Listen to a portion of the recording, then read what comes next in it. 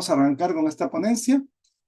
Vamos a ver un poquito aquí el contenido temático de lo que voy a exponer. Vamos a hablar de un panorama general, algunas cosas sobre formatos de tesis, los permisos de los test que frecuentemente recibo a mi correo un conjunto de cartas de autorización. Vamos a ver si eso sí es conveniente o no es conveniente. Vamos a hablar de los diseños de investigación, el estilo de redacción, cómo se está dando, los antecedentes de investigación, las citas y referencias, la metodología, y vamos a cerrar un poquito hablando de la inteligencia artificial y su uso en las tesis, ya que de repente gran parte de la audiencia tiene este ejercicio de haber visto temas de inteligencia artificial, pero en los últimos meses se ha popularizado mucho. Vamos a comenzar hablando de un panorama general. ¿Cómo estamos en investigación en el contexto peruano? Pues hay que hablar un poco de los investigadores RENACIT. Para eso tenemos esta lámina donde podemos observar un gráfico de todos los investigadores con intereses en psicología. Este es un gráfico elaborado por mí con lenguaje de programación R en la interfase RStudio. Abajo está el enlace, está extraído con la data del gobierno y tiene fecha de 1 de agosto. A ver, faltaría actualizar y eso sí sería interesante, pero dudo que haya habido cambios muy significativos. En realidad podemos observar con este gráfico que en promedio en las universidades hay más o menos entre 1 o 2 investigadores en las facultades de psicología. Podemos observar también que hay más investigadores masculinos que femeninos, algo muy curioso porque la psicología de por sí tiene mayor cantidad de estudiantes mujeres. Salgo a investigar, yo tengo un artículo al respecto acerca de la producción psicológica de mujeres RENACIT, ¿no? Es algo que me llama mucho la atención. También podemos observar incluso que de acuerdo a los rangos últimos, hay como muchas personas en el rango 7, que es el nivel inicial, digamos, ya es el 6, 5, 4, 3, 2, 1, va descendiendo el número de investigadores. Y es más, podemos observar que los color rojito que denotan lo femenino, o sea, investigadoras mujeres, va disminuyendo y ya no va viendo en las categorías 2 y 1 investigadoras mujeres, va apareciendo uno por cada facultad, y bueno, hacia el final solamente tenemos 3 investigadores con el corte de distinguir, ¿no? Entonces, esto nos grafica el panorama general de la investigación en el contexto peruano. También es importante observar que esta clasificación ha cambiado. Antes había otra clasificación. Entonces, y podemos ver incluso que yo he puesto arriba que dice con interés en psicología. Algo que debo aclarar y que yo me he dado cuenta de la base de datos de RENACIT es que los que están aquí no todos son psicólogos de profesión. Algunos son educadores de ciencias políticas y están clasificados en el tema de investigación porque tienen publicaciones en temas de investigación psicológica. Eso fue lo que rastreé hasta el último momento. Hace un tiempo incluso me di cuenta de eso, por eso le pongo interés en psicología. Ese es un dato interesante, ya sería luego hacer un filtro más selecto para ver quién es psicólogo de profesión, quién no es, y eso involucra entrar a cada CV de cada persona, ¿no? Eso es más complejo, no hay una data al respecto. Con esos márgenes y limitaciones, aún nos permite entender el panorama general de la investigación y cómo estamos en el contexto. Ahora vamos a hablar un poco del formato de las tesis y sus estructuras. Miren, en el contexto peruano se trabaja muchísimo un formato por capítulos, como aquí el que estoy marcando en color amarillo. Capítulo 1, planteamiento; 2, marco; 3, metodología; 4, resultados; 5, discusión. Puede que cambie un poquito, a veces creo que le ponen a algunas universidades primero el marco, luego el planteamiento, o le llaman de otra manera, no metodología, método. Bueno, hay ligeras variaciones, pero son por capítulos. Y está el otro formato, que es el de acá, que es el formato INRIT, el formato introducción, método, resultados y discusión, que se ciñe mucho a los artículos científicos. Ya hay universidades en el contexto peruano que están haciendo que los estudiantes de psicología se titulen mediante formato artículo científico, lo que para mí particularmente favorece la revisión del asesor, porque es un documento más breve, más conciso. Y hay tesis de 11 páginas, que es formato artículo científico, y tranquilamente se han titulado con muy buenas calificaciones. Miren, esto nos debe dejar pensando en algo. ¿De dónde tenemos esta tradición del formato por capítulos? Hoy veremos un poco eso. Eso viene de un libro muy popular, que es el libro de Hernández, Fernández y Bautista, que de por sí tiene ciertas cosas que hoy vamos a mencionar. Particularmente, yo apuntaría en esto que porque eh, la ponencia se llama Nuevos Avances en Investigación Psicológica, ir hacia los formatos artículo científico, porque tiene grandes ventajas. Para el asesor, limita la cantidad de texto que tiene que revisar y dos, acerca al estudiante a la comunicación internacional. A nivel mundial en ciencia, la comunicación es con ese formato. Irnos hacia otros formatos, yo creo que nos distancia de que luego el estudiante pueda conectar rápidamente con la investigación científica. Formato por capítulo, formato paper o formato artículo científico. Otro tópico que me llama la atención es el tema de los permisos de los test. Yo en el contexto peruano he validado un conjunto de pruebas psicológicas y me llegan constantemente correos solicitando las autorizaciones. Pero primero hay que entender qué cosa indica la palabra autorización. Solo autoriza el autor, valga la redundancia, porque de ahí viene la palabra autorización. Yo no soy autor de los test que yo he validado, yo soy el adaptador. Bueno, hay algunos test que sí he construido y ahí soy el autor y también he publicado. Y mucho de estos materiales se encuentra en mi página web. Mi página web es mi nombre, joseventuraleon.com. Ahí van a encontrar una gran cantidad de materiales y las pruebas que he validado en los últimos años. Y estas PPTs también las voy a colocar en esa página web. Así que hay una sección llamada diapositivas, donde ustedes van a poder ingresar y van a descargar estas PPTs. Así que ya, si quieren, las pueden tener. No tengo ningún problema. Miren, el tema de los permisos es pedir o no pedir permisos. Pues tenemos dos manuales grandes sobre temas de pruebas. Están los documentos del International Test Commission, es la Comisión Internacional de los Tests. Tenemos el manual de directrices para los usos del test y del tema de adaptaciones de test que se encuentra por aquí. Adaptaciones, usos de los tests. Si nosotros revisamos estos documentos, en el documento de traducción y adaptación de los tests, sí hay un punto como guía de precondición que dice que hay que pedir la condición del tema intelectual de las pruebas. O sea, hay que tener el tema de los permisos. Este manual nos dice eso. Pero tal vez el vacío está en informar al tesista que muchos de los instrumentos que se utilizan en ciencia son de acceso libre. El Open Science, el Open Data, que hoy se trabaja mucho, y que no hay que pedir permiso. Ojo, digo muchos.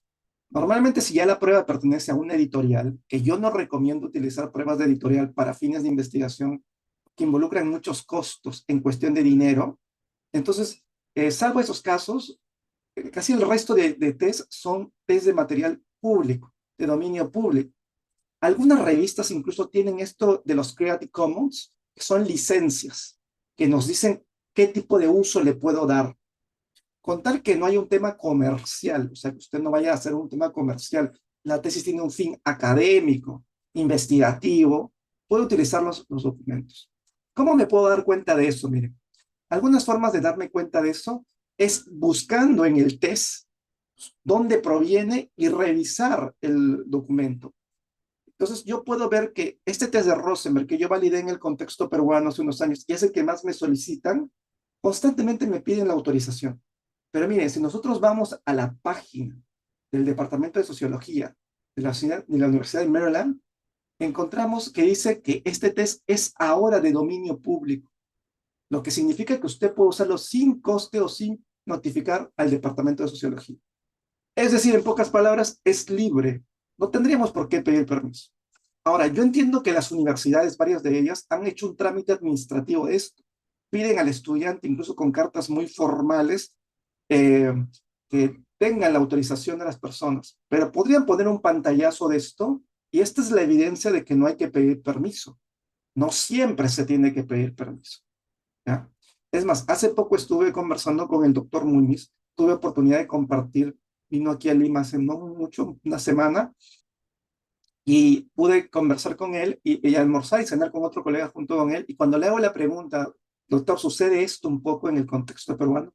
Me dice que en realidad pedir permiso en el tema de ciencia, en sus palabras, es una obviedad, es obvio, o sea, no se tiene que pedir permiso. Se sabe que se puede utilizar siempre y cuando no tenga fines comerciales y siempre y cuando no sea de una editorial. Miren, y el doctor Muñiz es una eminencia en el contexto de la psicometría. Muchos hemos aprendido psicometría con sus libros.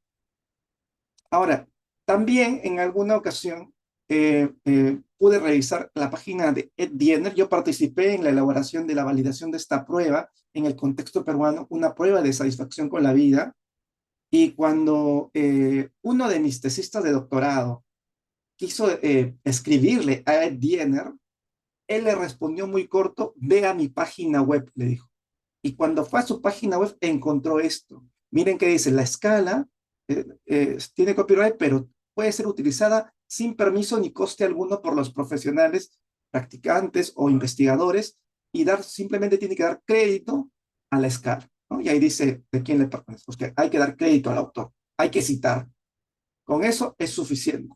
No necesita permiso. Y fue muy corto, entienda, me acuerdo, le respondió el tesista: ve a mi página web y punto, ¿no? Eh, Sigamos. O otros tienen este tema de esta prueba, ¿no? La prueba, denme un segundito, voy a prender la luz, que ya está oscureciendo por aquí. Listo. U otros tienen este tema de la prueba. Miren, el cuestionario de depresión, el PHQ, es el más utilizado a nivel de ciencia. Cuando nosotros vamos al documento, en la parte inferior, miren que dice: elaborado por los doctores tal y tal y tal, educativa, y no se requiere permiso para reproducir, traducir, presentar o distribuir este material. Nuevamente, muchas veces los tesistas no revisan bien los documentos, eso es uno, y dos, las instituciones piensan que sí o sí debe haber un permiso. No siempre, y en ciencia, como digo, hoy día se favorece mucho el open science, el open data, la comunicación, porque no hay fines comerciales. La investigación busca solucionar problemas cotidianos, metodológicos, prácticos, teóricos. Entonces, revisen. Mi recomendación es revisar y poner como pantallazo esto. Es más, hace poco hicimos eso también con unos estudiantes, porque no encontrábamos esto, y otra forma de hacer esto es ver el artículo donde aparece la prueba, y si el autor ha puesto al final la prueba o está exponiendo los ítems abiertamente, uno puede ponerle un pantallazo y decir: el autor ha puesto al final la prueba, lo que indica que favorece el uso del test, o está visibilizando los ítems, por lo tanto es de Open Access o está publicado en una revista Open Access. Hicimos eso ante un comité de ética y el comité de ética lo aceptó. No puso peros, no dijo no. Con tal que el pantallazo, la evidencia, el enlace, y ahí está la información. No siempre hay que pedir los permisos, y esa es mi recomendación. Vamos a hablar ahora de los diseños de investigación. Otro tópico sobre el tema de asesoramiento de tesis y las tesis en el contexto peruano. Seguramente muchos de ustedes conocen este libro. Y aquí voy a preguntarles, porque yo suelo tener momentos de preguntar. Por el chat me podrían decir de repente si ustedes conocen este libro o no conocen este libro. Pueden decir sí, pueden decir no, de repente, si están por ahí. Muy bien, Brandon dice que sí. El doctor Eduardo también dice que sí, ¿no? Sí, muchos los hemos visto, ya. Y muchos hemos aprendido con estos libros porque los profesores nos daban estos libros. Hay un pequeño detalle por el cual yo no recomiendo el uso de este libro. Primero, porque está escrito por comunicadores. Y aquí viene la gran pregunta: ¿qué hacemos siguiendo lineamientos de personas de ciencias de la comunicación si nosotros somos la ciencia de la conducta? Entonces, hay una disonancia ahí. Eso es lo primero. Y lo otro, los autores, como el autor principal, Hernández Sampieri, en todos sus años de experiencia, creo solamente tiene 3 artículos y con lapsos de intervalo muy grandes. Es decir, no está en este ejercicio tan práctico. Entonces es importante también eso, porque eso nos acerca a lo que hoy en día se está plasmando. El libro terminó convirtiéndose en un bestseller en algún momento, y pienso yo y tengo la sospecha que en sus versiones anteriores contribuyó a los planes de tesis, a los formatos y a las estructuras. A esa estructura de capítulos viene de este libro, no de esta versión que es como de las últimas, sino de versiones previas. Y yo lo sospecho, ¿saben por qué? Porque miren su capítulo número 3 de planteamiento cuantitativo del problema. Aquí nos hablan del objetivo, de la pregunta, de la justificación. Miren aquí, un plan de tesis de una universidad tiene planteamiento, caracterización, pregunta, miren, objetivos, objetivos, hipótesis, hipótesis. O sea, se parece el planteamiento a lo que ellos nos dicen que es el planteamiento.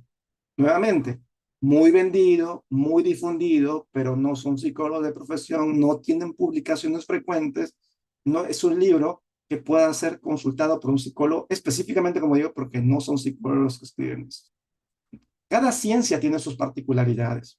Nosotros en investigación, si queremos seguir diseños, podemos utilizar esta clasificación de Manuel Atto, Juan López y Ana Benavente. Tres psicólogos, bueno, dos psicólogos y una psicóloga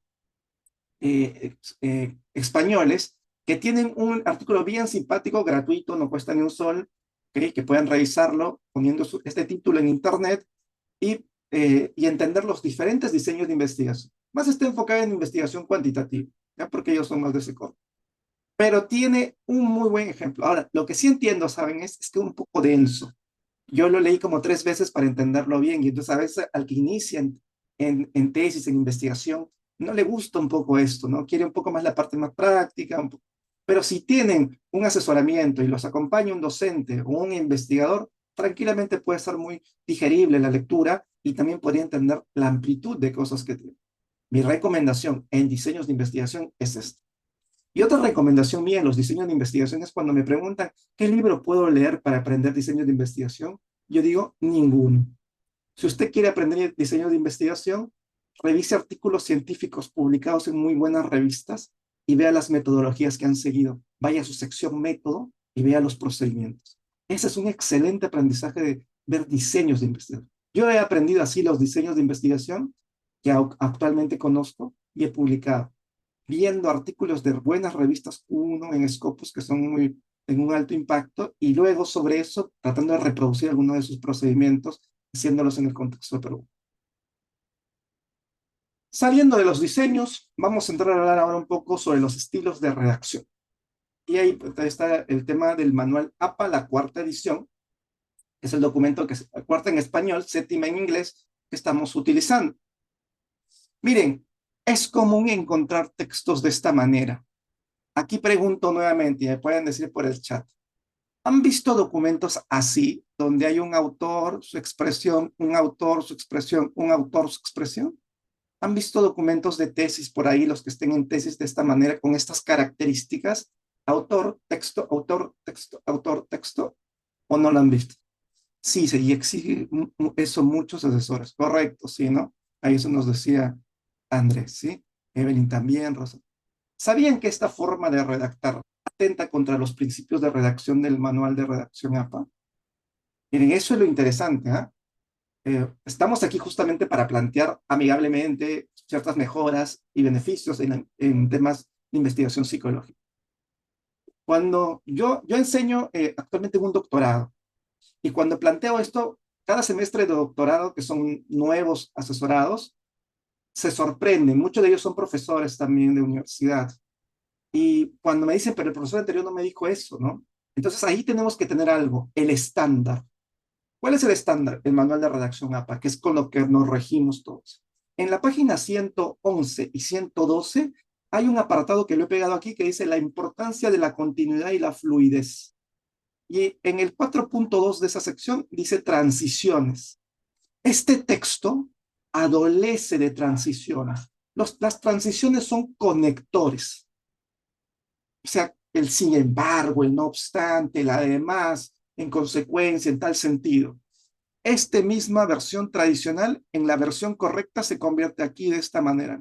Y lo que he hecho es poner a los autores al final en una cita más de corte parentética o cita centrada en el contenido y agregar los conectores, además, por otro lado. Esta es la manera correcta. Y si algún asesor docente quisiera indicarnos que no es lo correcto, pues deberíamos remitirlo a la página 111 y 112 del manual APA, donde claramente indica este uso de conectores para favorecer la continuidad y la fluidez de las ideas. Cuando se redacta de esta manera, como Sánchez dijo esto, Guzmán dijo esto, Rodríguez dijo esto, no hay continuidad. Es un documento tosco, poco fluido, que atenta, como digo, contra ese principio de redacción.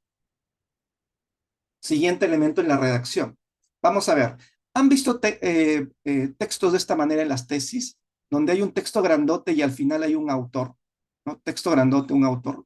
¿Lo han visto por ahí? Aquí pueden decirme sí o no por el chat para ir dando seguimiento. Sí, han visto, correcto, ¿no? No, miren, este texto también atenta contra otro principio de redacción que aparece en la página 112 y 113 del manual. La importancia de la concisión y la claridad. Hay que ser concisos para redactar. No porque mi tesis tenga más páginas quiere decir que es más interesante y es más ameno. Y esto, como digo, la concisión y la claridad está claramente en la página 102 y 103. Es más, mire, lo que dice por aquí. Dice, siempre que sea posible, dice, ajuste el lenguaje para eliminar la palabrería y la redundancia. Y acá abajito, las palabras y oraciones cortas son más fáciles de comprender que las largas, ¿no? Entonces, dice acá también, algunos escritores temen que al escribir conciso sean trabajos demasiado cortos. Pues no, este texto tradicional está puesto aquí, miren, de manera corta. ¿Cuánto es corto? Dos, tres líneas, un autor. Dos, tres líneas, un autor. Dos, tres líneas son entre 32, 35 palabras por idea y su respectiva citación. Esto yo lo decía frecuentemente y recibía de colegas donde dictó también el tema de por qué, pero ¿quién dice eso? Pues bueno, miren, ¿cómo sé que el dos, tres líneas es un autor? En la página 259 y 260 del manual APA 7 aparece una figura 8.1 llamado ejemplo de nivel apropiado de citación. Y miremos, ¿ah? Vamos a ver por aquí. Una línea, dos líneas, sus autores.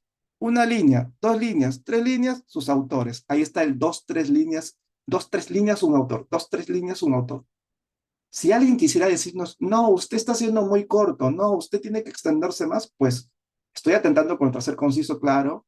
Estoy atentando contra el nivel apropiado de citación, página 260. Específicamente esta figura aparece en la página 260 y eso entorpecería de alguna manera el ejercicio mismo de la redacción, ¿no? Y a veces nos hacen redactar de esta manera, pues, ¿no?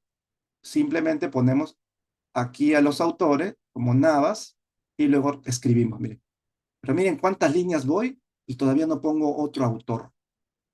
El nivel apropiado de citación es dos, tres líneas un autor, dos, tres líneas un autor. Y a veces ante esto, ¿saben qué es lo que yo escucho? Me dicen, ¿y en qué momento pongo mis ideas? Pues en realidad sus ideas están en todo momento. Lo único que está diciendo al citar es cuando yo redacto, la información que estoy estructurando viene de este autor. O cuando yo redacto, este autor coincide conmigo en este punto. Eso es lo que está diciendo las citas. Pero la redacción es en todo momento suya. No porque ponga los autores quiere decir que no es suyo. Porque en ciencia usted tiene que decir que armó la información proveniente de otros textos científicos, proveniente de otros textos especializados. No se arma en investigación así como lo que yo quiero, sino convertiríamos el manuscrito científico en un ensayo. Ojo, que no está mal los ensayos, no digo que sea algo inapropiado, sino que en el contexto de la ciencia esas son sus reglas de acción. Como que me digan, yo quiero jugar fútbol, no soy arquero y quiero agarrar con la pelota con la mano. Pues no, hay reglas en ese deporte. Aquí también hay reglas. Ahora, si me preguntan a mí que siempre me gusta escribir así de corto, pues no siempre me gusta escribir así de corto, les soy bien sincero, ¿eh? Pero son los estándares, son las reglas, los lineamientos que hay que seguir para comunicarnos apropiadamente. Si yo me salgo de ese lineamiento, no me publican los artículos. Yo ya al inicio de las investigaciones, cuando comenzaba a publicar artículos científicos, recibía ese feedback. Sus ideas son muy extensas, ¿no? Tiene oraciones muy extensas, tiene que hacerlas más cortas. Y ahí fui aprendiendo este ejercicio. Hoy en día soy capaz de escribir muy corto, muy preciso y citar.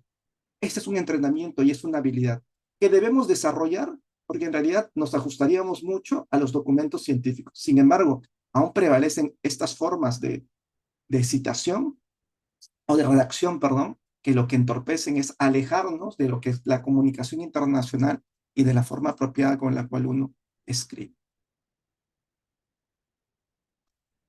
Ahora vamos a pasar a los antecedentes de investigación. Esas son algunas pautas de redacción que hay que recordar puntuales. Obviamente siempre recomiendo ver el manual y por eso estoy poniendo ahí la referencia del manual APA, que es donde me he guiado, y las páginas, ¿no?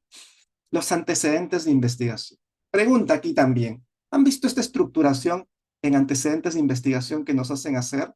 Objetivos, no, autores, objetivos, muestras, instrumentos, resultados, conclusiones. ¿Han visto algo de esto en las tesis, en algunas partes de las tesis?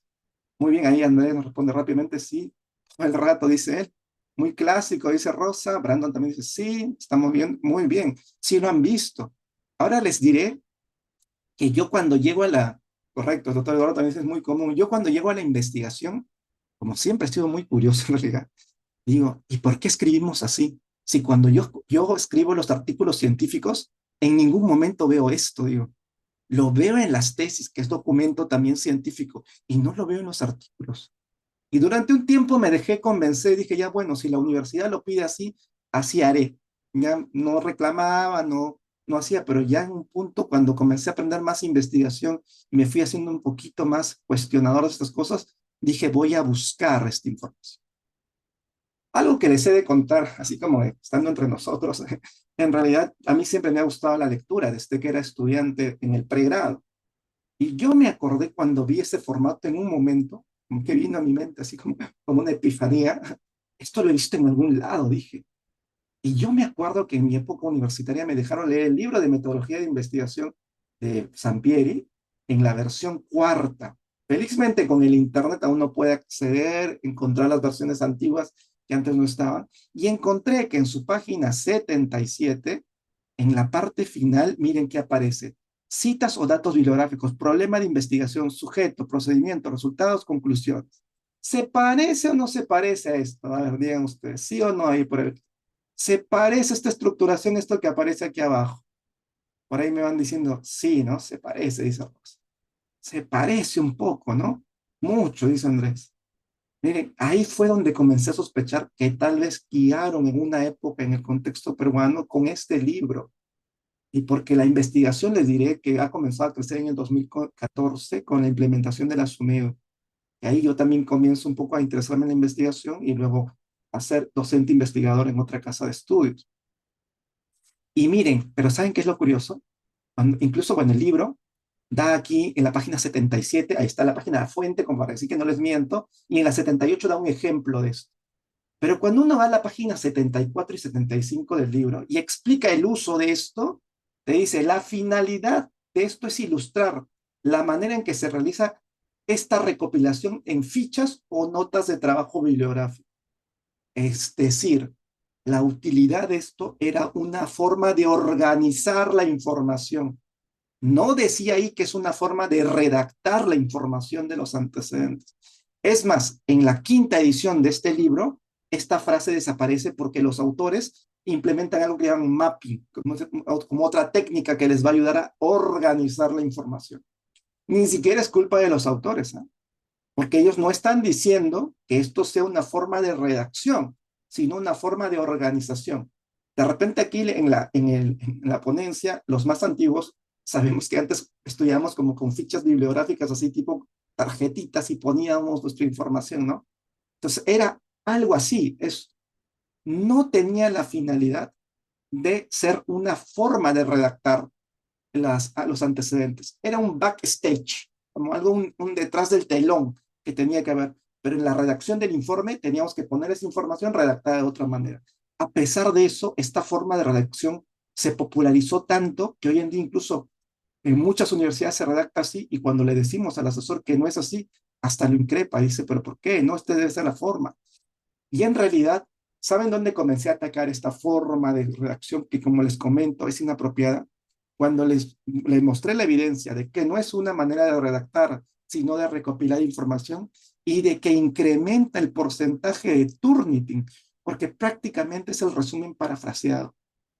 Cuando salió todo este tema del Turnitin, aproveché ese contexto para decir, miren, que claro, estas secciones son las partes que más subraya el Turnitin, porque es un parafraseo de los resúmenes. Y aparte, atenta contra el principio de ser conciso y claro de la redacción del manual APA, que hace un momento lo hemos visto, porque es un autor y miren cuántas líneas, ¿no? Ya dijimos que el nivel apropiado de citación es dos, tres líneas, un autor, dos, tres líneas, un autor. Entonces, atenta contra eso. Entonces, ¿cómo deberíamos redactar? Y en realidad la manera de redactar es redactar en un tono más argumentativo. Aquí, miren, formato por párrafo, así le llamo como los autores, y toda esa estructura que hace un momento les mostré, objetivos, participantes, instrumento, resultado, conclusión, los párrafotes, y esta es la forma que redactamos en el formato artículo científico, que es simplemente los hallazgos y autores. Sin embargo, el tono argumentativo, los autores. Incluso puedo poner los valores de correlación aquí. En este texto tan pequeño ya hay como, miren, 1, 2, 3, 4, 5, 5 por ahí, ¿no? 5 autores, 6 autores, ¿no? Hay una cantidad de autores en este poco texto. Correcto, Andrés dice, ¿no? En algunas oportunidades los SCP, ya, eso es una modificación ya a ese formato, pero como les digo, ya tenemos información para decir que esto aumenta la cantidad de Turnitin, atenta contra el principio de claridad y concisión del manual APA, y no es algo que fue planteado como un tema de redacción, sino un tema de recopilación de la información. Y si queremos agregarle algo más, pues aquí les tengo algo más. La idea es redactar en esta forma, en un texto más argumentativo, como se hacen en los artículos científicos, y en la página 115, miren qué dice. Por lo tanto, al describir su investigación, presente las ideas y hallazgos de manera directa y sencilla, ¿no? Procurando al mismo tiempo utilizar un estilo interesante y convincente, ¿eh? Que es un poco el texto de aquí, el lado derecho. Hasta nos dice eso, o sea, céntrese en el hallazgo e integre los hallazgos. Y en esa integración, usted puede tener una argumentación. Eso es lo que se hace en los artículos científicos.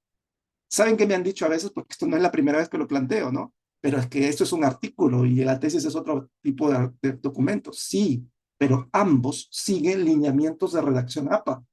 Si no lo siguieran, ¿por qué nos hacen referenciar en APA en los documentos de tesis? Porque también están siguiendo el manual.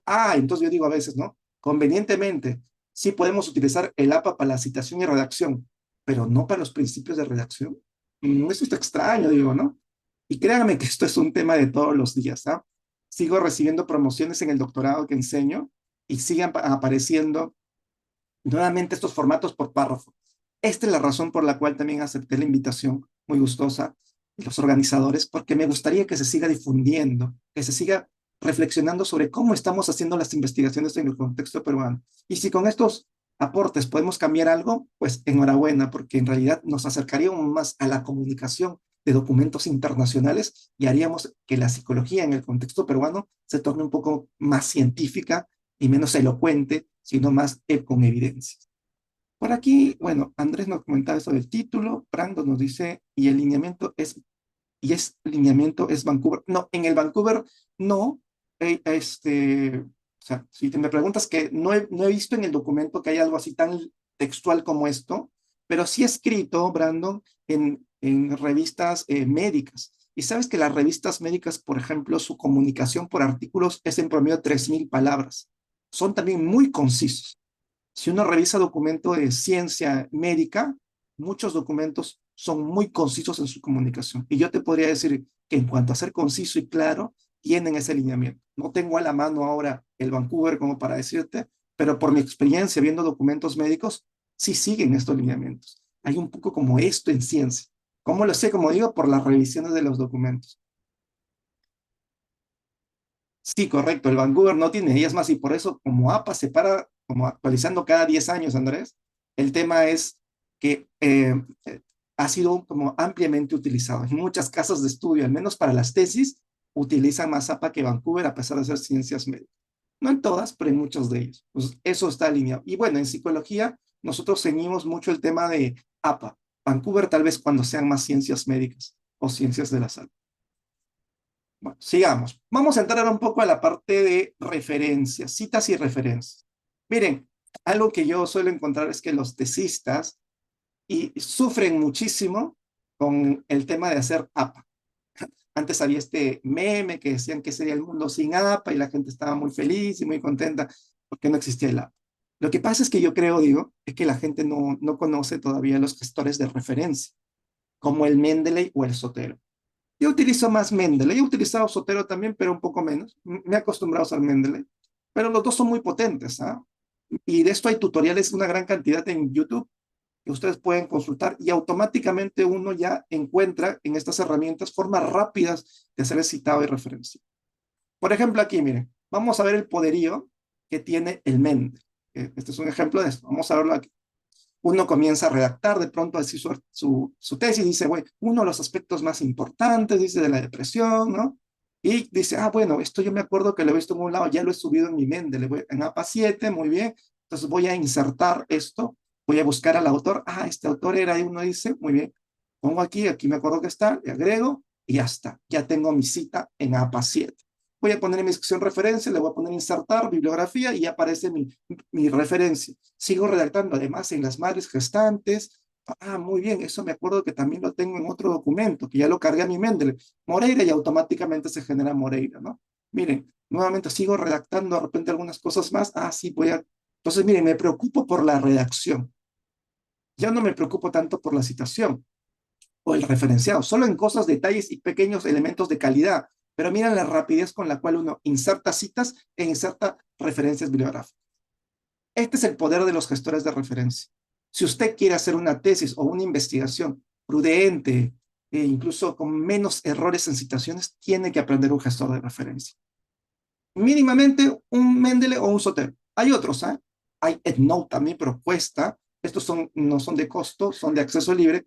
Por eso yo beneficio su uso de eso. Que ya dijimos, el Open Science, el Open Data. Automáticamente, ¿vieron? Al inicio cuesta, ¿ya? Al inicio cuesta, pero como todo, la curva de aprendizaje en algunos es un poco más amplia por el tema tecnológico. Yo tengo un TikTok que en mi página web, que les voy a escribir por aquí para que lo puedan ver, curación.com, ahí los pueda dirigir a las redes que tengo que utilizo. Facebook, de TikTok, LinkedIn, que hace poco también me he creado. Y el TikTok, miren, yo, como siempre suelo decir, no hago bailes ni nada por el estilo porque no me da la personalidad para eso, pero tengo pequeños tutoriales cortitos de 1 minuto explicando así paso a paso el tema del Mendeley. Pueden revisar mi TikTok y se pueden conectar por la página, los va a derivar ahí a la red de TikTok que tengo y ahí hay unos tutoriales de esto y de otros materiales, ¿eh? Cortitos, de 1 minuto. Como cuando uno no tiene mucho tiempo, ve en 1 minuto y aprende rápidamente cómo hacerlo. Desde su celular lo puede aprender. Entonces, ahí hay más herramientas de este tipo. Creo que por aquí, están viendo el tema de la asistencia, ahí ya seguramente les van a alcanzar. Sigamos. Bueno, eso con los gestores de referencia, que es importante aprenderlos, ¿no? Y vamos a ver ahora un poco de la metodología y el análisis de datos. En el contexto peruano, las tesis en psicología suelen tener mucho Pearson o Spearman. Ya, pero esa es la pregunta, ¿no? Pearson o Spearman, miren, el coeficiente de Pearson se creó en 1890. 1890. Creo que si la cabeza no me falla, 133 años desde su creación. El coeficiente de Spearman, 1904. 119 años desde su creación. Y uno se pregunta, estos coeficientes que tienen más de 100 años, deben ser, sí, deben seguir siendo utilizados en el contexto de la psicología o han aparecido otras técnicas más sofisticadas. Pues eso es lo que uno debe reflexionar. Pearson o Spearman, normalidad, paramétrico, no paramétrico. Incluso esta corriente de lo paramétrico y lo no paramétrico aparece en los años 1990. Contextos justo en psicología que hablan de lo no paramétrico. Pero estamos 2023. Eso también ya está siendo discutido, ¿eh? Aquí sí es el tema más engorroso, porque no todos los asesores tienen interés en estadística. Y entonces hay una disociación entre quien asesora y hace la parte estadística. Entonces a veces derivan como que la parte de asesoramiento a uno y la estadística en otro. Pero es importante sí tener en cuenta lo siguiente. Hay cosas que han cambiado. Por ejemplo, yo hice un artículo el 2022 que me demoró un año. Lo hice con dos colegas, Brian Peña y Andrés Burga, que son dos expertos también. Es más, el profesor Burga es muy bueno en temas psicométricos, es un profesor de Lima, y Brian Peña también es un docente que tiene mucha expertise en tema de códigos de R o programación. Nos unimos los tres para hacer un artículo que ya se publicó, ¿ah? Donde hemos desafiado esto de calcular la normalidad o la no normalidad. Seguramente, Eduardo dice, justo ahora hay más temas de modelos lineales generales, sí, que son otras formas también de ver las relaciones o los modelos relacionistas. Entonces, pero aquí tratamos de desafiarse. Recuerden que creo que en la mayoría de tesis, uno lo que hace es de calcular la normalidad o no normalidad para utilizar Pearson o Spearman. No sé si ustedes han escuchado eso, ¿no? Les piden a veces, calcule la normalidad para Pearson, para elegir Pearson o Spearman. ¿Lo han escuchado por ahí eso? ¿En algún momento lo han visto? Digan sí, digan no por ahí por el chat para ver si ha sido algo común o no. Andrés dice que sí. Muy bien. Desde hace poco incluso. Muy bien, pero eso, por ejemplo, ha sido desafiado con este artículo, Andrés. Porque en este artículo hemos desafiado que no es tan importante el cálculo de la normalidad para la elección de un coeficiente de correlación. Más importante que eso es la revisión de los outliers o los valores atípicos. Esos afectan a las estimaciones de correlación más que el tema de venir de distribuciones normales o no normales. Esto lo hemos visto con un estudio de simulación. Mire, un estudio de simulación es como un experimento computacional. Yo le digo a la computadora, te voy a dar estas matrices de correlación, vamos a hacer unos cálculos, vas a hacer estos intentos muchas veces, incluso probando con 50, con 100, con 250, con 500, con 1000 datos y viendo qué sucede. Acá hay un experimento, como digo, basado en temas computacionales. No es mi opinión. Luego de haber hecho ese experimento, demostramos que cuando se insertan distribuciones no normales o normales, no hay mucha afectación del coeficiente, pero sí hay una gran afectación cuando se insertan valores atípicos. Y estos valores atípicos deberían ser revisados. La recomendación de este artículo es eso. Hay que fijarnos menos en la normalidad y más en los valores atípicos que tienen un impacto directo en las estimaciones de correlación. Lo digo yo porque me nace y porque creo en la ocurrencia de esto, no porque hay un estudio que lo demuestre. Y que ya está publicada en una buena revista. Esta revista es muy buena. Es una revista, justo, si no recuerdo, es Psychology and General of Psychology, una revista americana, U2, que aceptó la publicación. Entonces acá tenemos un documento que puede desafiar este tema de ver normalidad o la no normalidad, que tanto se utiliza en el contexto peruano. También seguramente han escuchado TED Student para muestras independientes, TED Student para muestras independientes. ¿Han escuchado ese cálculo? O sea, dice que sí, ¿no? Que es muy común para hacer las comparaciones entre dos grupos. Ya, miren, saben que eso en psicología no es lo mejor. Eso es otra cosa que tenemos que cambiar. Ya hay algunas universidades que en sus planes de estudio están modificando la enseñanza de la TED Student por la T de Welch, que es otra forma de T, que tiene una característica que sucede en psicología, tiene un supuesto. La TED Student asume igualdad de varianzas, lo que es difícil de suceder en la psicología, más cuando se trabaja con cuestionarios. Nosotros encontramos que los grupos tienen desigualdad de varianza. Y ante esa situación, la T de Welch, por esto, que es un estudio también de simulación, ha demostrado un mejor funcionamiento. De ahí que el artículo se llama ¿por qué los psicólogos deben utilizar por defecto la T de Welch en vez de la T de Student? Pero aún seguimos utilizando T de Student para muchos aspectos. Como digo, es más flexible este T de Welch porque asume esta desigualdad de varianza que en psicología debería ser utilizado más que la T de Student. Ahora, si ustedes me dicen, estoy trabajando en medicina, mis variables son hemoglobina, peso, talla, ¿no? O mediciones métricas de la circunferencia del estómago de personas, bueno, sí, ahí los números y las variables tienen otra connotación. Tal vez la TED Student pueda seguir siendo relevante, pero en psicología, trabajando con cuestionarios, pues no. Este es uno de esos estudios que demuestra. Abajo está el enlace para que puedan revisarlo con mayor profundidad. También encontramos aquí el tema de Kolmogorov, Smirnov, Shapiro-Wilk, ¿no? Seguramente han escuchado estos coeficientes de normalidad y tal vez han escuchado que sí, hay ese entonces que sí, claro que sí, ¿no? Que han escuchado incluso que Shapiro-Wilk es para pocos datos y Kolmogorov para muchos datos, algo así, ¿no? Y más o menos algunos ponen 65 datos, 50 datos. ¿Ya? ¿Saben que hay un estudio de simulación en el 2011?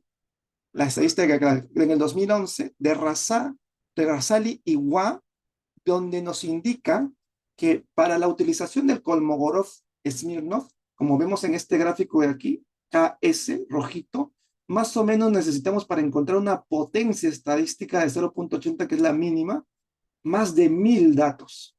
Pregunta, ¿las tesis en psicología trabajan con más de 1000 datos? ¿Qué dicen ustedes? Ahí los leo en el chat. Las tesis en psicología trabajan con más de 1000 datos. Pocas veces, dice, ¿verdad? Muy pocas veces. En promedio, las tesis yo veo que son 250, 300, algunos llegan a 500, pero es mucho. Ahora miren qué pasa con el Shapiro-Wilk.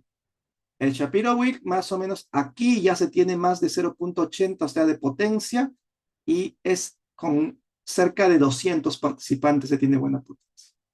Esa es la razón por la cual un programa como el Yamovi, que es un programa de acceso libre que funciona tan o mejor que el SPSS, que el SPSS en una época fue el programa, así, porque también fue publicidad. Ahora hay software libres. Esto es uno de ellos, el Yamovi. Y miren qué pasa cuando uno quiere ver la normalidad, que es un software que uno de sus creadores es psicólogo. De ahí que algunos se sorprenden porque el psicólogo tiene que saber programación. En el extranjero esto es muy común.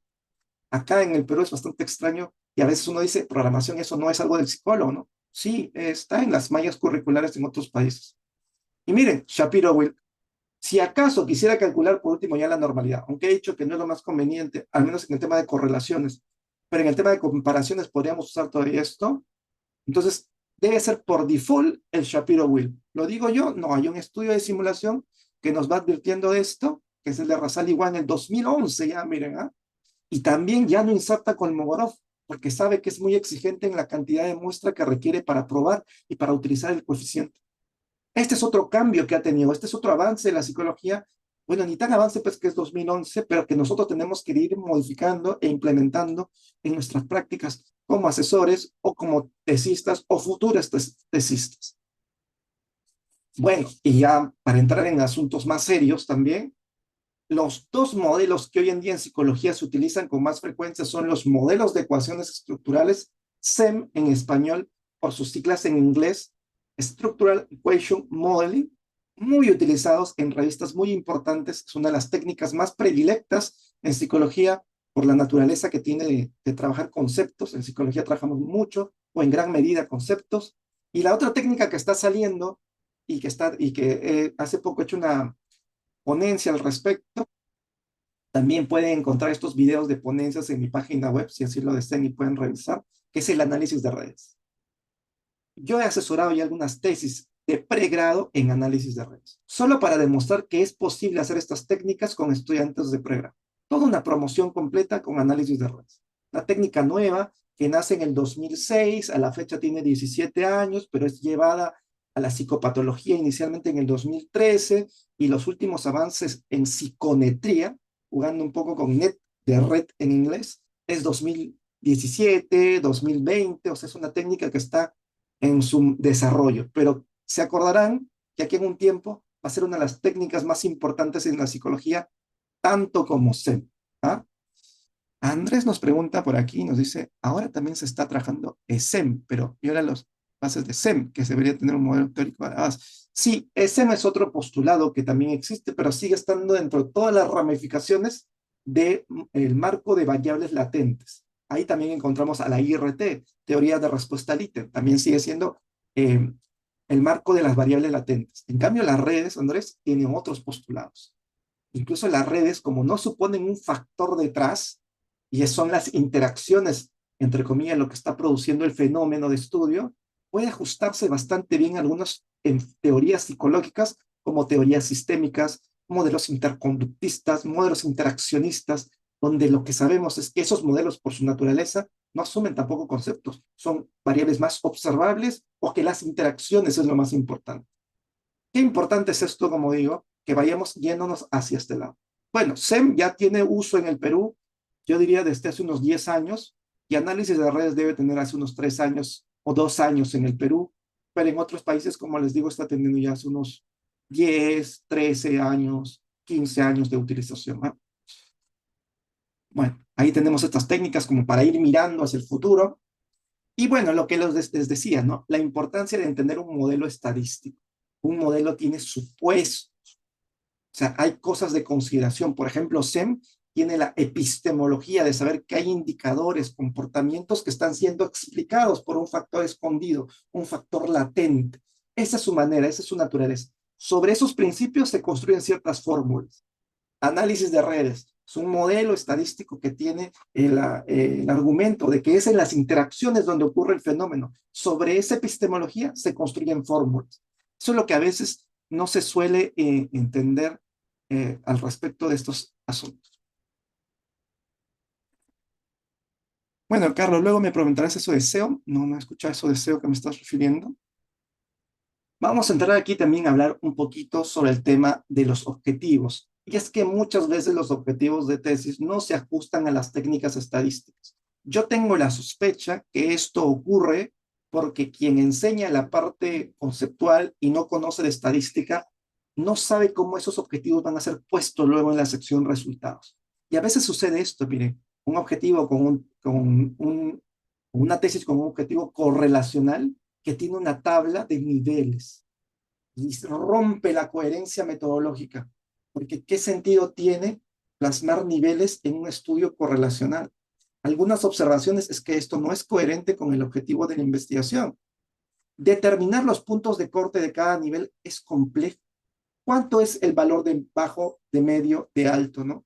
Normalmente se trabajan con cuestionarios tipo Likert, o sea, con elementos ordinales que al sumarlos los estamos convirtiendo en continuos.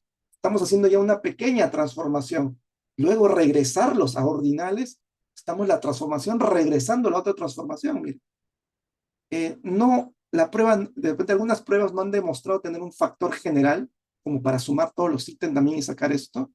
Y bueno, en ciencia se puede hacer clasificaciones, pero a veces se hacen solamente dicotómicas, de alto, bajo, o de si tiene o no tiene. ¿Hay clima o no hay clima? Y ahí existen algunas técnicas como las curvas ROC, que son elementos o técnicas más sofisticadas para ver estas diferenciaciones y clasificaciones. Para eso traje este ejemplito, miren. Determinar la relación entre ansiedad y depresión infantil en una institución educativa, el objetivo, y leo y aparece un objetivo, identificar niveles. Tal vez porque la persona no entiende a veces lo que es un nivel. Nivel. Stevens, 1946, Universidad de Harvard. Planteamiento de las escalas de medida. Nominal, ordinal, intervalo, razón. Stevens, mucha gente lo utiliza, fue psicólogo. Miren, psicólogo planteando esto. Un nivel involucra jerarquía, orden. Cuando yo pienso en nivel, yo pienso en bajo, medio, alto. Dense cuenta. Entonces yo tengo que llevar la variable que ya la he sumado. Miren, esta ansiedad es la suma de todos estos elementos que tiene 2 de puntaje. Ese 2 le he establecido un rango, decir que menos de 5 es bajo, entre 6 y 10 es medio y más de 10 es alto. La gran pregunta es, ¿y cómo he determinado esto? No hay un estudio al respecto. Puede ser por los cuartiles, algunos pueden decir, pero no sigue siendo muy preciso eso. Para no complicarnos en ciencia, muchas veces nosotros trabajamos con los puntajes directos. Y son los puntajes directos los que son sometidos a modelos estadísticos, como SEM, como análisis de redes, y establecemos a partir de esos cierto análisis. No trabajamos ni con baremos ni con niveles, no en ciencia directamente. Ahora uno se podría preguntar, ¿para qué me puede servir a mí, por ejemplo, saber los niveles, ¿no? Saber bajo, medio, alto. Lo que yo tendría que apuntar en un estudio de correlación es a una tabla como esta de la correlación del R o a un modelo como esto en SEM, que es la relación entre dos variables, para ver aquí, por aquí, cuánto se relaciona.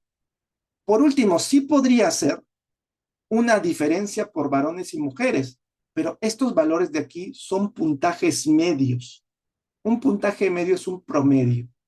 El promedio sí lo puedo utilizar, lo puedo llevar a un modelo y utilizar algo que se llama coeficientes de tamaño del efecto, como la D de Cohen, y podría establecer diferencias. Y sigo utilizando los puntajes directos.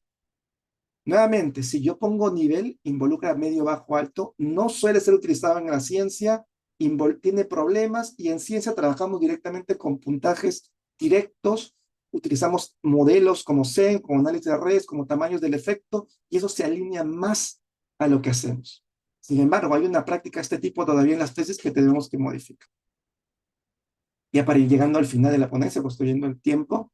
También otro tema que he visto en las tesis es que seguramente han visto esta fórmula. La fórmula para el cálculo de muestras finitas e infinitas. ¿Las conocen? ¿La han visto por ahí? Digan sí, digan no.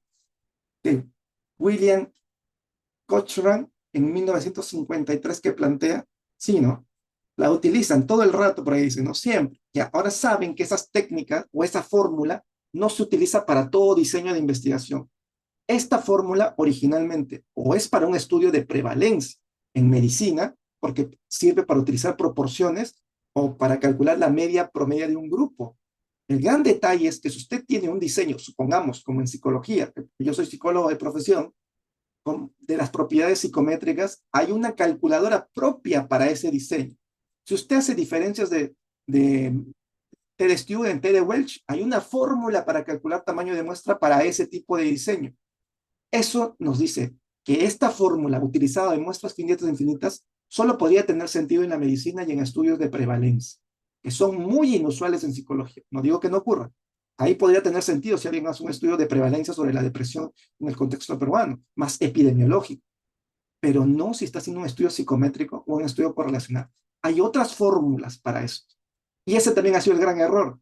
Casi a todas las tesis le hemos puesto muestras finitas, infinitas, le hemos puesto esta fórmula y no hemos analizado si conviene o no conviene. Mi hipótesis es que como aprendimos muchas de estas cosas de otras ciencias, estadísticos, biólogos, médicos, y lo llevamos a la psicología, y como estos profesores de medicina, de biología, estadística, no tenían manejo de psicología, no entendían que al llevarlo tenía que haber ajustes. Y no está mal, porque ellos no tenían por qué saber, pero aquel que aprendía la psicología y la estadística, sí conoce la naturaleza de qué estudia la psicología y que tal vez esta fórmula no es muy propia para la psicología porque no hacemos muchos estudios de prevalencia. Son escasos. Sería interesante, sí, pero son escasos. O que utilizamos ecuaciones en sí, ¿no? Eso es algo ahí. Bueno, este libro de Klein 2023 nos habla de que debemos eliminar la regla del estadísticamente significativo y no significativo. Aquí no quiero entrar en más detalle porque me va a tomar más tiempo, ya estoy viendo que estoy con el tiempo, pero en realidad eso de hablar significativo o no significativo hace tiempo que ya está en debate y hace tiempo que se sabe que no hay que dicotomizar los p-valor, porque el p-valor incluso es sensible al tamaño de la muestra. Si yo tengo mucha muestra, es probable que rechace la hipótesis nula y me salga un p-valor muy pequeñito, pequeñito menor a 0.05. Y eso no me dice nada aún. Por eso hoy en día se invita a la gente a acompañar estos valores de los famosos tamaños del efecto, que eso sí me dice algo sobre la diferencia entre varones y mujeres que puedo tener o la correlación que puede existir en mi variable. Porque esto es en el fondo un elemento de la estadística inferencial. Entonces, no es cómo mis datos se comportan, sino es cómo mis datos sometidos a un modelo estadístico se comportan. Es decir, por ejemplo, ¿no? La diferencia de medias de varones y mujeres, cómo en un modelo tipo T de Student se comporta. O sea, inserto este valor en ese modelo.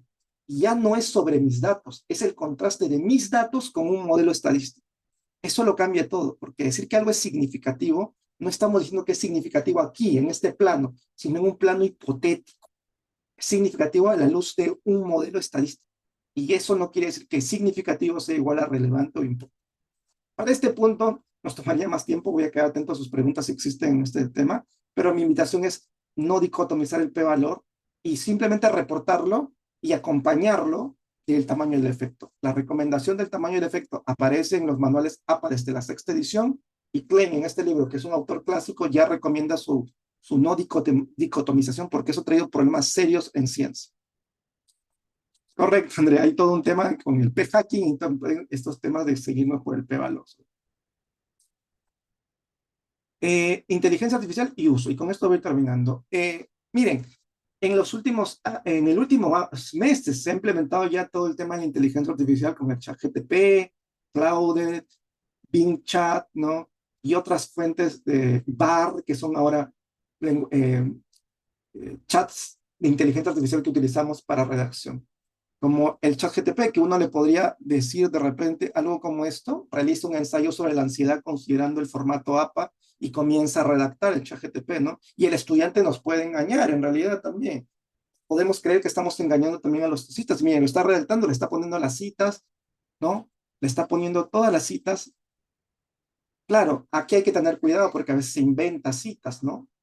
Y nos pone las referencias que también podrían ser inventadas, son como referencias fantasmas. ¿no? Pero está elaborando en su estructura un documento bien hecho. Ya, esto es lo que hoy nos demanda la investigación psicológica. Yo no pienso satanizar el ChatGPT porque ha venido para quedarse, pero sí sus usos correctos y usos técnicos y usos éticos. Si se utiliza como un asistente en ciertas cosas, funciona extraordinariamente. Si lo utilizo como mi jefe que me hace las cosas, funciona muy malamente. Y es más, ya hay universidades que han hecho capacitaciones para profesores en tema de uso de ChatGPT, invitando a su utilización y no a su no utilización, porque como digo, ha venido para quedarse. Y en los próximos meses su Windows se va a actualizar con algo que se llama Copilot.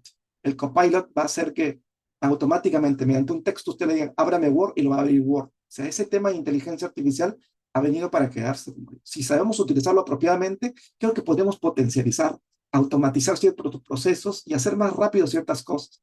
Sin embargo, como a veces está creado estas cosas y está hecha la ley, está hecha la trampa, necesitamos recurrir a ciertos detectores como este de aquí, que nos podría permitir ver que algunos textos, cuando los ponemos en este detector de inteligencia artificial, nos sale de repente al poner detectar que está en 99 de confiabilidad, que está hecho por un robot.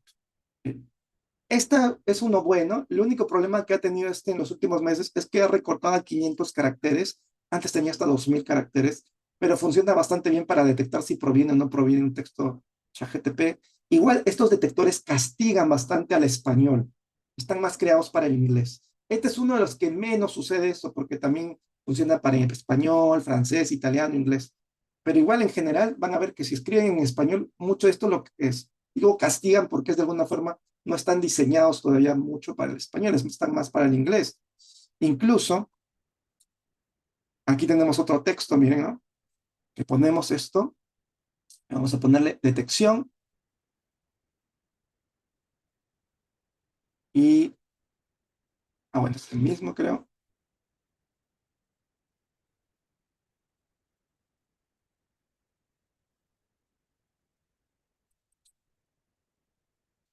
Y vamos a ver si este es el que... Sí, este es el texto, ¿ven? Ponemos un texto que está creado originalmente por uno y sale como 99% hecho por un humano, ¿no? ¿No? Y podemos ir viendo cosas. Igual, como digo, hay que tener mucho cuidado. Hay otros detectores de esto, como estos que presento aquí, que pueden ser utilizados para el uso del tema de tesis, porque ya digo, están utilizando mucho los estudiantes, están falseando información. Si se utiliza como asistente, como digo, funciona estupendo. Si se va midiendo, viendo qué usar, qué no usar, muy bien. Si se utiliza como para reducir el trabajo, para que me haga mi trabajo, no son herramientas. Como dicen, ¿no? Con un cuchillo podemos hacer un ceviche, pero también podemos matar a una persona. Entonces, depende de los usos de la herramienta que le dé. El Turnitin en los últimos meses ha generado también esto, pero no tiene para español, solo tiene para inglés. Y aún ellos mismos dicen que están trabajando en mejorar la precisión de este detector que tienen ellos. Bueno, eso es un poco lo que quería hablar. Aquí están las referencias al respecto de los materiales que he utilizado. Les agradezco el tiempo y la disposición y quedo atento a cualquier pregunta, duda o inquietud. Muchísimas gracias, doctor José. En verdad, impactante y muy relevante todo lo que nos ha presentado, porque el día de hoy justo también nos conocemos con el doctor Andrés y también venimos trabajando en esta misma línea de asesoramiento de tesis y de trabajo en investigación hace varios años. Y hemos ido comentando todo lo que nos ha ido llamando la atención de su presentación y con muchos desafíos que suelen aparecer en general en investigación en general. Por lo menos desde la Universidad María Auxiliadora, estamos también intentando ir hacia esta dirección de trabajar más los artículos, perdón, las tesis en formato artículo para poder romper un poco con esta lógica tradicional que teníamos previamente, que ahora nos ha mostrado por fin de dónde sale toda esta tradición y en verdad le agradecemos mucho porque era necesario también profundizar y ver de dónde está saliendo. Le comento que hay varios participantes de nuestra sala que son también de la maestría en salud pública de nuestra universidad. La mayoría de ellos son entre enfermeros, químicos farmacéuticos, nutricionistas, además de psicólogos, quienes también le han estado por ahí preguntando algunas cosas acerca del estilo Vancouver, quienes también lo he alcanzado a discutir con ellos también previamente. El formato Vancouver básicamente no tiene tanto detalle como lo tiene el formato APA, por eso es de que también se ven todas estas diferencias. Y revisando artículos científicos en el área médica, también uno se encuentra con que el estilo de redacción es tal cual usted nos está comentando, siempre menos es más y demás. En esa misma línea, me gustaría poder consultarle ahora que usted está haciendo este tipo de presentaciones que nos ayudan a entender un poco más qué es lo que está pasando a nivel de universidad. ¿Cuánto cree que nos falta para poder eh, romper un poco con esta tradición? Porque la verdad, honestamente, yo lo veo básicamente como un oasis en el desierto, pero ¿cuánto cree que podemos demorarnos en poder cambiar todo esto? Bueno, es una pregunta compleja, Eduardo, pero te puedo responder un poco con lo que en la última semana estuve reflexionando, porque les comentaba que tuve un almuerzo con el doctor Muñiz y con muchos años de experiencia en el campo, él con mucho tema de psicometría, le hice una pregunta parecida y considera que en todo este tiempo las cosas han cambiado. Y él me dice, pero vaya que sí han cambiado y han cambiado mucho. Y él me decía un poco en sus palabras que a veces hay que tratar de hacer que el barco vaya hacia un solo rumbo y que cuando se desvíe, luego regresemos a ese rumbo, dice, ¿no? Pero hacer que el barco vaya para otro lado es muy complejo, decía, un poco marcando las expectativas que tenemos de cambio también en lo que él me manifestaba. Yo creo que en realidad yo podría decir que ha habido un avance significativo del 2014 que está en toda esta evolución en el Perú, desde la creación del tema de docente investigador, que hay ese puesto ya en varias universidades, y de los incentivos que existen en las universidades para la investigación y todo el impulso que existe. Yo creo que había un cambio, gran cambio. Lo que sucede es que con frecuencia a veces no hay en la gestión personas que tengan conocimiento del tema de investigación. Entonces, si nosotros de repente podemos hacer estos seminarios, congresos e informar y hacer estos cambios, yo creo que se va a cortar mucho esto. No podría plantear un número, pero podría aventurarme a decir que si tal vez con el tiempo nos vamos hacia los formatos de artículos científicos, si nos ceñimos a los estándares de redacción de APA, al menos en el tema de las tesis, nos ajustaríamos mucho más a lo que se hace a nivel internacional. Y ese podría ser, como digo, al menos el objetivo más cercano, hacer otros grandes cambios que de repente demorarían mucho tiempo. Sí, de hecho, en eso tiene muchísima razón. Una observación también que he podido notar aquí en investigación en nuestro país es que no tenemos una cultura de claustro académico, donde en realidad el investigador puede ejercer la mentoría del mejor modo posible y le enseña, como usted comentaba también dentro de su presentación, la metodología de su área, más allá de lo que solamente un libro puede terminar realizando.